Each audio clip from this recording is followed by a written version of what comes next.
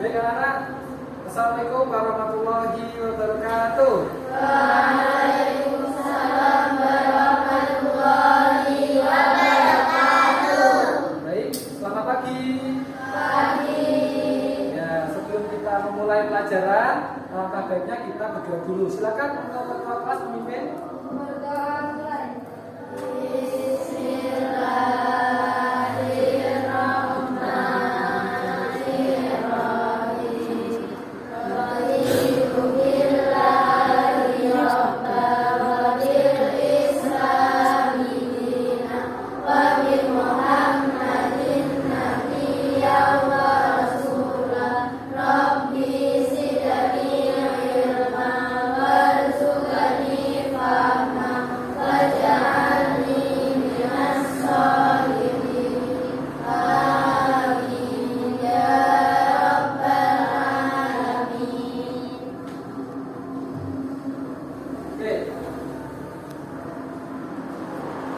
Sebelum kita mulai, Bapak mau tanya untuk yang hadir ya. Atas nama adik Afidatul Nihaya, Alfa Alfi, Arina Naila Muna, Aruna Vita, Asma, Atsania,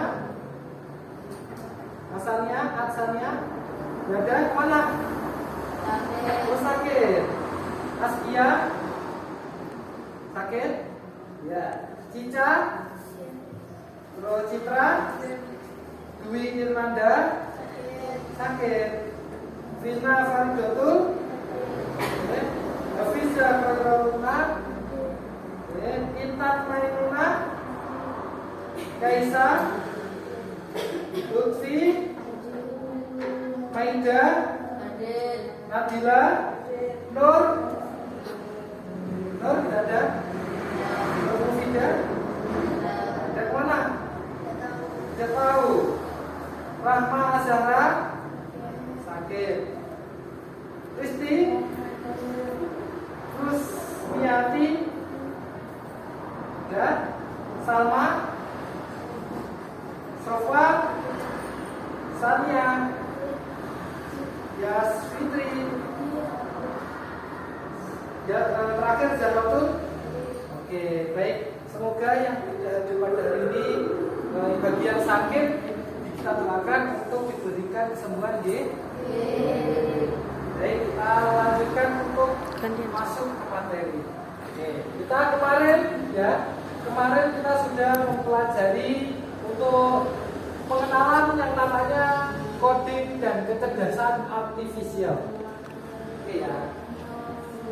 Coding dan kecerdasan artifisial kemarin ada yang masih ingat pembelajaran tentang apa? Ada? Sudah lupa? Ya. Kecerdasan artifisial itu kata coding, artinya adalah kecerdasan buatan. Siapa contohnya? Robot. Ada lagi yang tahu? Apalagi ada robotnya. Apa yang robot? Mobil listrik. Mobil listrik itu kan ada yang bisa jalan sendiri. Sudah tahu apa belum? Nah, tahu. Besok saya berikan contohnya ya.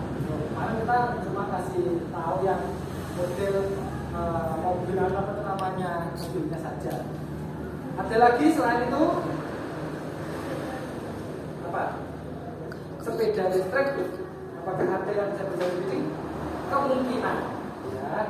Kemudian teknologi yang terbaru misalnya ada sel robot. Sel robot itu seperti halnya sel darah putih yang dimasukkan ke dalam tubuh kita untuk menyembuhkan penyakit. Ya. Baik, sekarang kita lanjutkan untuk ke literasi algoritma. Ada selanjutnya. Oke, sebelum kita lanjutkan, saya berikan petunjuk untuk apa yang bisa kita capai, tujuan yang pembelajaran kita capai. Yaitu yang pertama, peserta didik mampu menghubungkan pengetahuan tentang konsep dan penerapan berpikir komputasional. Nah, ini adalah konsepnya, berarti adalah materi dan juga nanti kalian akan bisa mengidentifikasi, melihat, terus berpikir secara komputasi. Nah, kemudian yang kedua, tujuan yang kedua adalah peserta didik mampu mengidentifikasi, menghitung, menyusun, menyajikan data dengan pendekatan berpikir komputasi. Nah, kita mulai ya. Let's do it. Ini gambar siapa ini? Nggak tahu. Ini orang Afrika ya. Bapaknya Una. Siapa tahu. Oke, kita lanjutkan. Pertama kita akan mengenal apa itu berpikir komputasional. Ada yang bisa jelaskan? Sebelum saya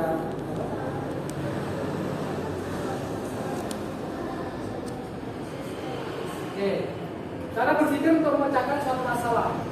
Kita semua punya masalah, pasti punya, ya pasti punya. Nah di sini untuk komputasional adalah cara berpikirnya seperti kita memecahkan suatu masalah yang memang itu masalah besar. Nah kemudian dengan pendekatan logis dan sistematis itu adalah pendekatan yang dimana masalah itu yang masalah besar itu nanti akan kita bedah menjadi masalah-masalah yang paling kecil. Iya, paham ya? Itu paham ya? Saya berikan contoh. Misalnya, kalian pernah membuat kopi? Pernah membuat kopi? Ada yang bisa angkat tangan untuk menunjukkan caranya? Cara membuat kopi? Katanya sudah pernah. Yo, yang sudah pernah angkat tangan. Yo, angkat tangan. Oke, saya tunjuk saja. Oke, Citra. Ya, Citra, bagaimana tata cara membuat kopi? Pertama, gula secukupnya. Kemudian,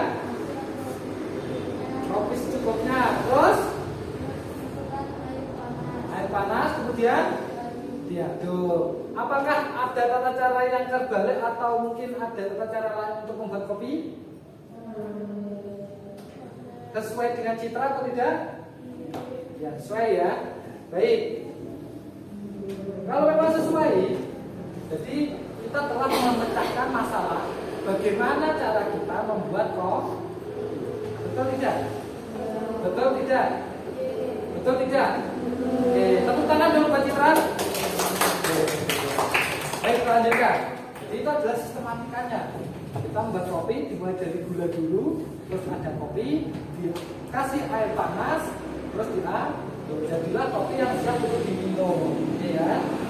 Jadi untuk berpikir komputasional, secara harfiah kita memang telah melakukan sikap dari, tetapi pada dasarnya kalian masih belum sadar saya sudah berpikir komputasional. Paham ya di sini ya? Kita cari contoh lain, misalnya yang lebih ribet lagi, aktivitas harian. Ada yang bisa menunjukkan aktivitas hariannya? Oke, apa? Ya. Terus mandi, beribadah. Terus setelah itu mandi lagi.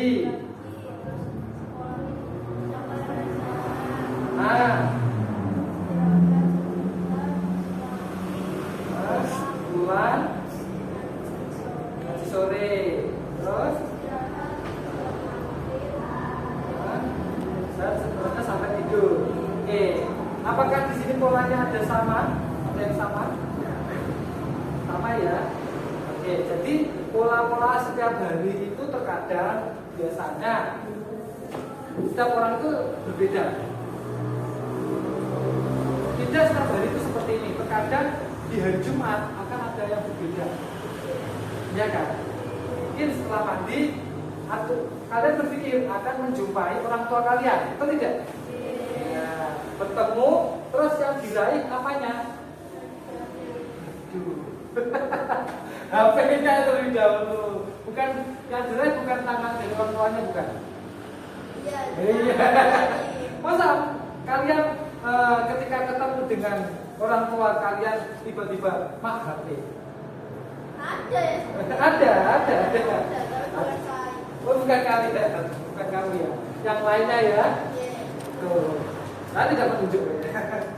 Jadi itu kan sudah terpikirkan rencana ke depannya oleh kalian sudah terpikirkan. Itu masuk sistemnya logis dan konsep berpikir komputasional, yaitu ada pengelolaan data. Oke, pengelolaan data tadi contohnya apa? Aktivitas kalian setiap hari atau cara pembuatan kopi. Pak, kita sudah sedikit. Pembuatan kopi pembuatan kopi itu adalah pengelolaannya. Yang menjadi bahan untuk pembuatan kopi apa? Gula, kopi, sama air. Ya, sama air. Oke. Pengelolaan data di sini ada dua kategori, yaitu ada konteks data science dan juga kecerdasan artifisial. Konteks data science ya, itu adalah menunjukkan data yang memang benar-benar real. Real artinya memang data nyata sesuai dengan keadaan. Paham ya? Sesuai dengan keadaan. Contohnya dari pagi kalian duduk di sini, betul? Oke, sejumlah berapa orang? 21 orang. Oke. Terus ada pelajaran apa saja pagi?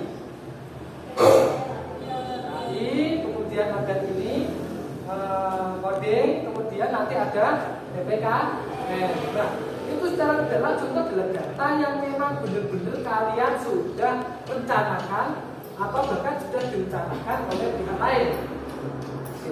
Oleh pihak lain. Paham ya saya? Paham? Oke. Kemudian kecerdasan artifisial artinya adalah kecerdasan buatan. Kecerdasan buatan di sini bagaimana kita membuat data itu tinggal kita menanyakan kepada suatu alat. Contoh, kalau saya bilangnya ChatGPT mungkin kalian tidak akan paham. WhatsApp kan ada tulisan Meta AI, ya kan? Di dalam Meta AI itu kalian pernah bertanya nggak? Oke, contohnya pertanyaan apa? Pertanyaan apa? Kenapa bumi itu bulat? Terus jawabannya dari Meta AI apa? Karena kalau kota bukan bumi, gitu ya. Ada lagi yang mau yang pernah bertanya ke Meta? Ada yang pernah menanyakan tentang soal? Tidak pernah. Tapi tidak pernah. Oke. Jadi itu adalah contoh kecilnya. Kita menggunakan Meta AI untuk membantu kehidupan kita. Betul. Kalau sebagian besar, mungkin kalian berpikirnya yang tadi itu adalah bagian yang besarnya. Untuk yang bagian kecilnya itu bisa dibantu oleh kecerdasan artifisial. Ya, jadi seperti contoh ada tanya tentang pertanyaan di pelajaran ini. Ya kan? Saya apakah laki-laki? Jawabannya bukan. Kan dia tidak tahu tentang saya. Ya. Paham ya di sini ya? Apa jawabannya lagi? Berapakah umur seekor kucing? Ada yang menjawab dari Meta AI itu 10 sampai 15 tahun. Tuh. Ada lagi sebenarnya kalau kalian paham itu kalau kita buka di Google ya, Google itu ketik aja namanya ChatGPT. Itu nanti akan membantu kalian. Ya, tulis aja permasalahan kalian di situ akan lebih kompleks untuk dijawab. Dalam pertanyaan apa? Saya bahkan mau les belajar GPT itu tidak bisa. Ya. Nanti saya berikan contohnya. Oke, kita lanjut. Pengelolaan data dalam kehidupan sehari-hari. Ya. Kita sehari-hari pastinya berhadapan dengan suatu data. Itu data asli maupun data buatan, data nyata maupun data yang tidak nyata. Maka dari itu kita perlu ada pengelolaan data di mana biar data itu memang dapat dipercaya, jelas dan konkret sesuai dengan keadaan. Oke, sebelum saya lanjutkan, gimana ngantuk? Ngantuk? Oke, kalau kita ngantuk kita seperti dulu ya. Oke, tangannya kemarin kita sudah belajar untuk tokoh anak Indonesia hebat ya. Coba kita ulangi lagi biar kita tidak ngantuk. Oke, kalau ada yang sudah mencatat kemarin pas waktu apa itu namanya kegiatan pembukaan MPLS yang dijabarkan di pemateri, kalian pasti juga akan tahu. Oke ya, coba tokoh anak Indonesia hebat. Pagi beribadah olahraga, belajar makan sehat dan bergizi. Ayo bermasyarakat, jangan lupa istirahat. Aku adalah anak Indonesia hebat. Oke, coba sekarang sendiri ya. Sendiri coba sama-sama. Oke, tadi sudah saya bimbing, saya mengingatkan saja. Sekarang jadi anak-anak sekalian. Yuk, 1, 2, 3. Tokoh anak Indonesia hebat. Pagi beribadah olahraga, Dan bergizi. ayo bermasyarakat, jangan terus istirahat. Akulah Indonesia hebat. Oke, teman-teman buat kita semua. Kalian di sini adalah calon penerus bangsa, juga harus hebat, ya. Mungkin suatu hari nanti ada yang bisa menggantikan saya di sini ketika saya sudah tidak aktif untuk mengajar kalian. Ya. Oke, tinggal kalian itu maunya jadi apa? Oke, kita lanjutkan ke sifat data. Sifat data itu cuma ada dua, ya, ada dua. Yang pertama ada data kualitatif dan data kuantitatif. Coba data kualitatif apa artinya?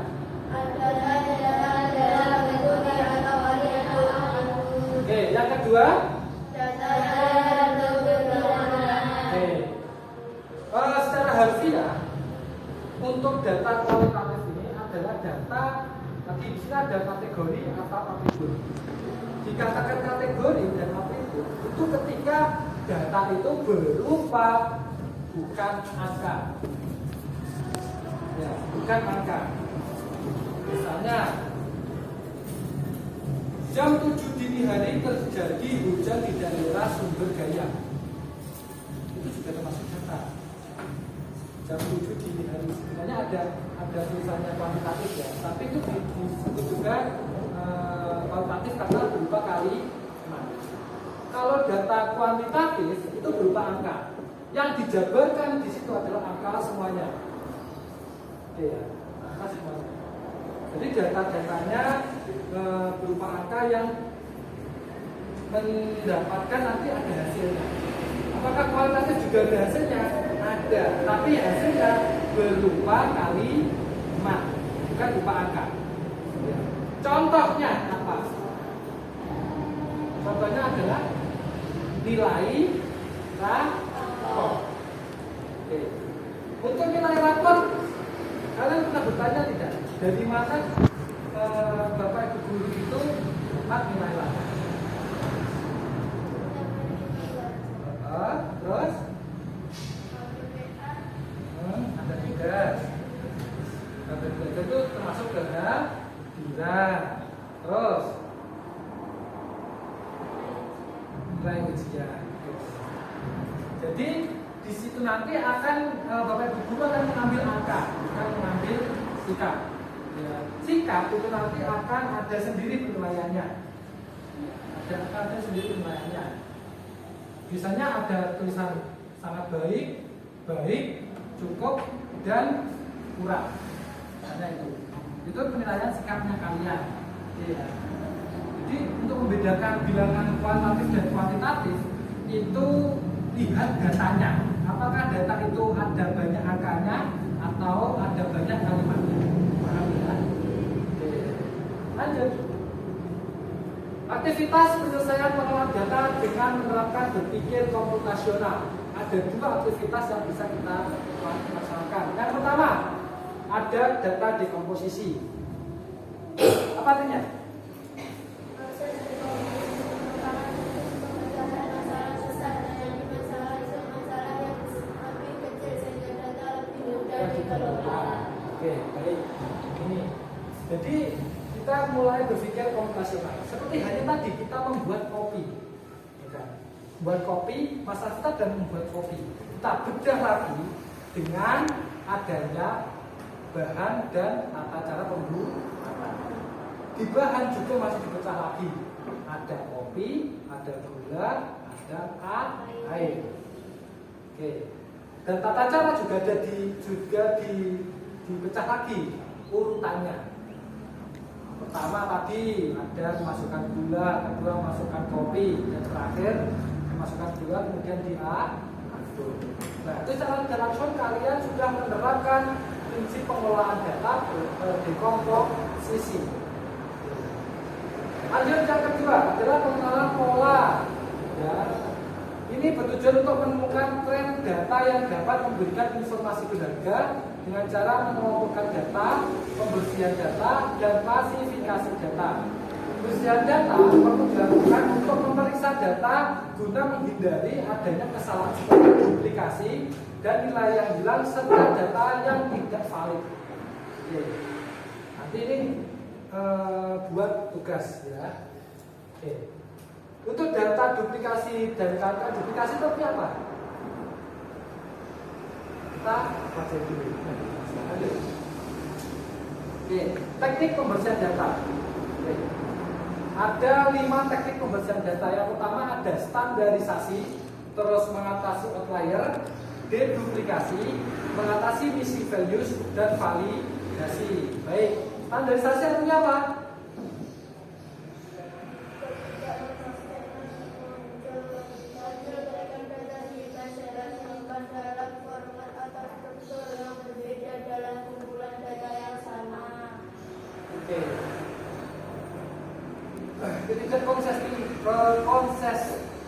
Konsistenan ya, itu berarti ada data yang tidak stabil, tidak sama ya, standar. Ada data yang ada perbedaan, ada data yang tinggi. Maka dari itu proses ini, standarisasi ini adalah menghilangkan data yang memang itu jauh dari kata standarnya. Misalnya apa? Misalnya penggunaan buku tulis di kelas ini, ya di kelas ini, itu semuanya bergambar Barbie. Ya, semuanya bergambar Barbie. Akan tetapi ini Barbie perlu dievaluasi atau perlu diidentifikasi. Barbie yang seperti apa yang perlu diadakan? Barbie itu adalah gambar cewek dengan rambut pirang. Standarnya adalah itu. Atau gini aja, kita standarnya pada bawah. Cewek dengan rambut dan membawa kelinci. Oke ya, menurut kelinci. Nah, kemudian ada dari kalian yang membawa juga gambarnya Barbie. Mungkin dari Barbie. Tapi dia mengenakan kerudung. Apakah termasuk standar? Tidak. Oke, kenapa? Karena dia menggunakan kerudung. Satu lagi, ada gambar Barbie, tapi dia rambutnya tidak panjang. Apakah termasuk standar? Apakah termasuk standar? Apakah termasuk standar? Tapi standarnya apa? Wanita berambut dan membawa kelinci. Termasuk standar? Masuk. Karena apa? Rambut, ya, rambutnya masih ada. Terus satu lagi, ada gambar yang sama, mungkin kulitnya yang berbeda, hitam. Manusia hitam. Oke. Kalau menurut kalian standar atau tidak? Standar apa tidak? Standar. Karena ada semua unsur yang telah kita jadikan standar. Pahami di sini. Oke. Kita lanjutkan. Mengatasi outlier. Outlier adalah titik data yang menyimpang secara signifikan dari yang lain dalam kumpulan data yang disebabkan oleh kesalahan, kejadian langka atau anomali yang sebenarnya. Mungkin di sini kalau kata anomali itu tidak asing ya. Kenanya apa? Tung sahur. Ya di sini anomali itu berarti ada kejadian yang di luar nalar atau kemungkinan yang berbeda sangat jauh gitu. Jadi mungkin ada angka yang semuanya 1000 dan tiba-tiba ada angka 1 di tengah-tengahnya. Itu adalah contoh kegiatan contoh data yang anomali atau kesalahan data. Nah, nanti untuk data outlier seperti itu akan membebani tingkat rata-rata dari suatu nilai.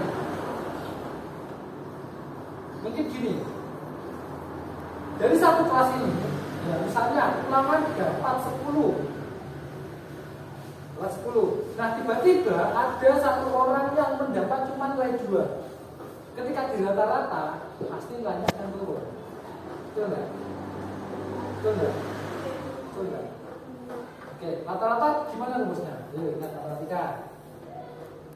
Jumlah data dibagi banyak data. Paham? Bisa berarti ada 5 data 100, 100, 100, 102. Kalau kita jumlahkan itu kan ada 402. Nah 402 itu nanti akan dibagi 5. Hasilnya berapa? Kemarin 80,1 kemungkinannya 80,1 untuk rata-rata nilai kelas C. Nah ini yang dapat 2 ini merusak reputasi dari kelas C.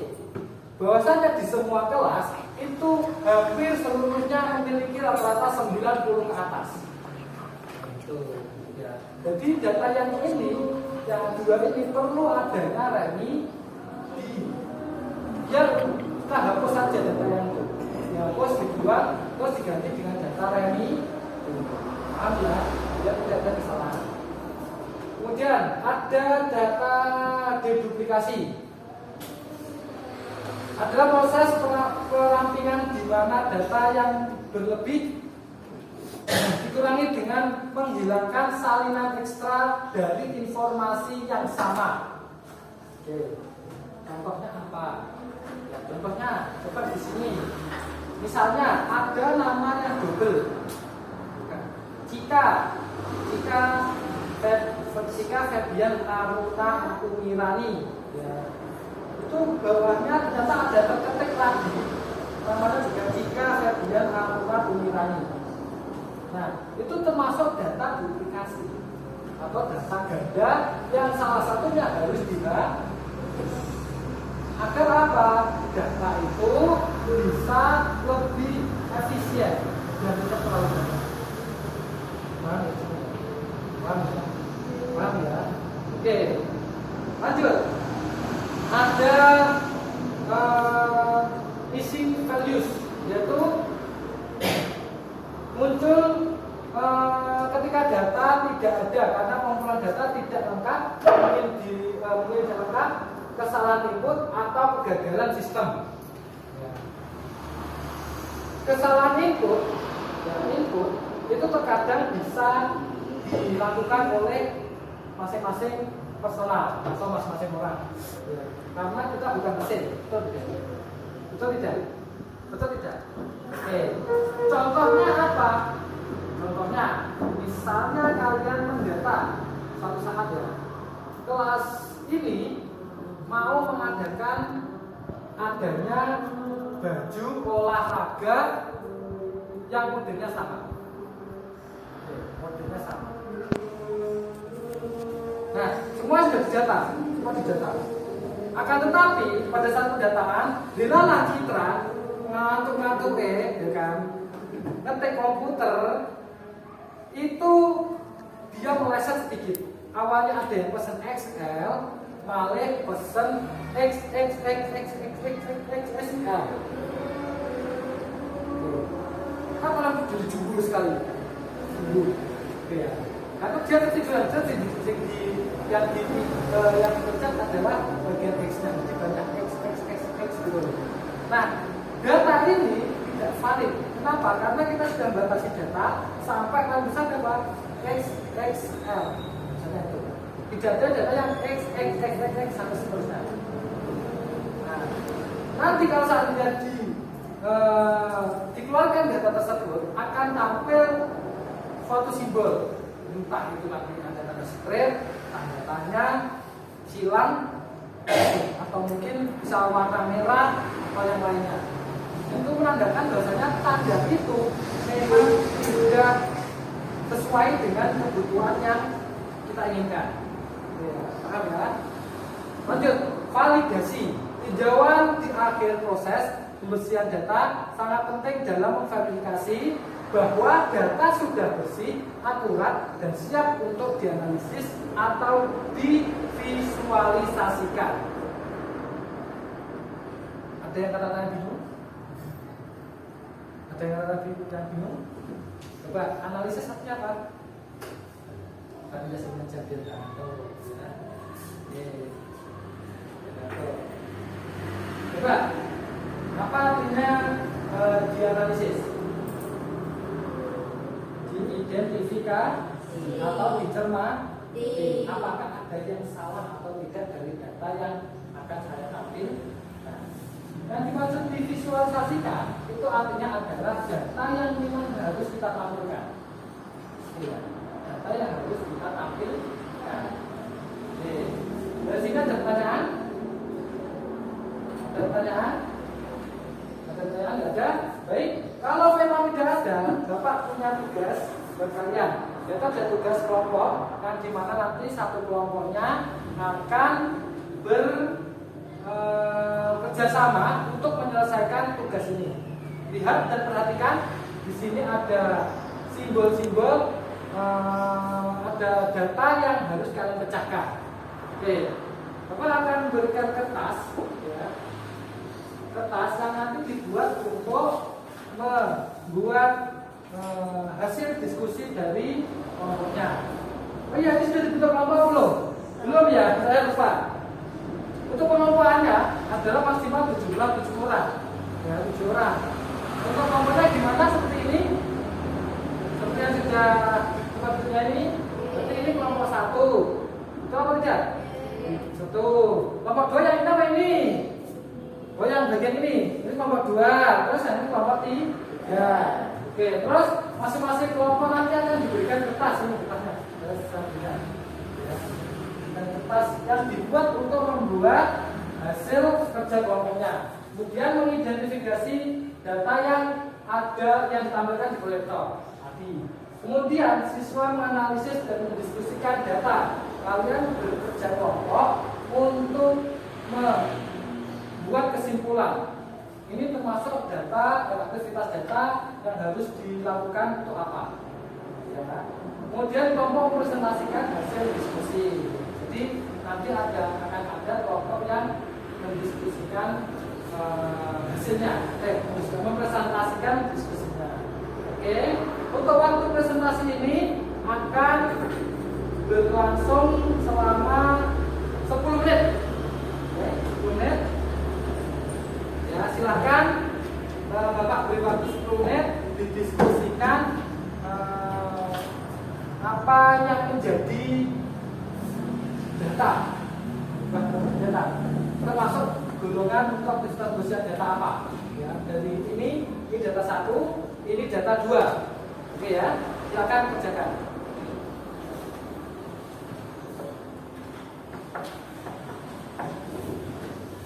Gimana, ada masalah?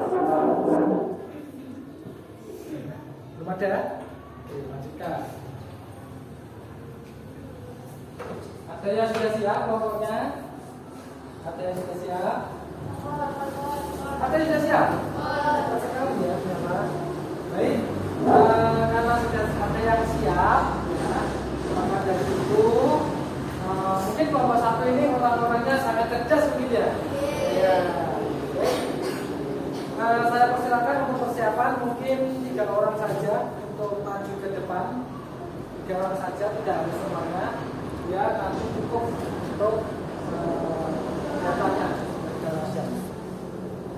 Nanti jangan lupa disebutkan nama anggotanya ya, siapa saja. Di sini.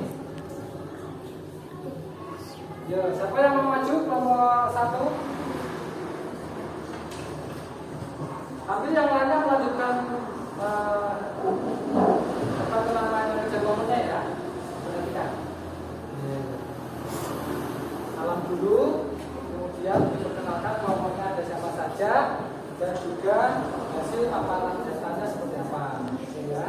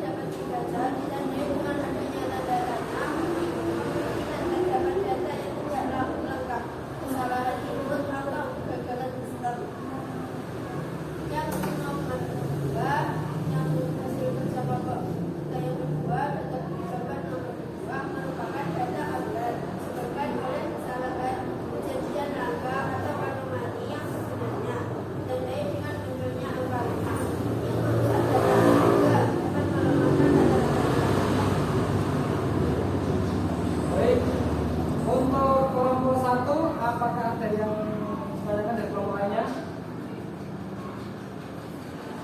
Silakan, kalau ada angkat tangan, mau tanya apa?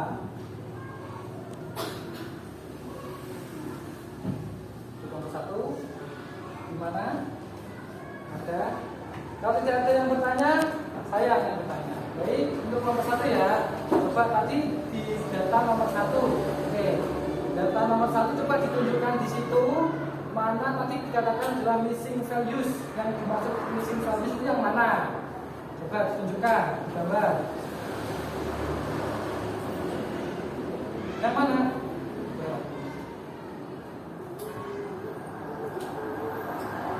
Yang mana?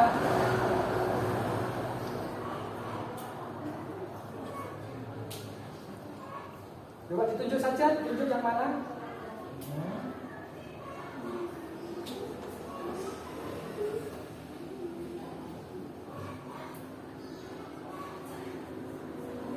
Oh, yang itu tandanya apa? Tandanya apa? Oh, tanda tanya. Ya. Bagaimana untuk presentasi kelompok 1? Bagus? Bagus ya. Beri tepuk tangan untuk kelompok 1. Ya. Ya, oke. Akan ditutup dulu.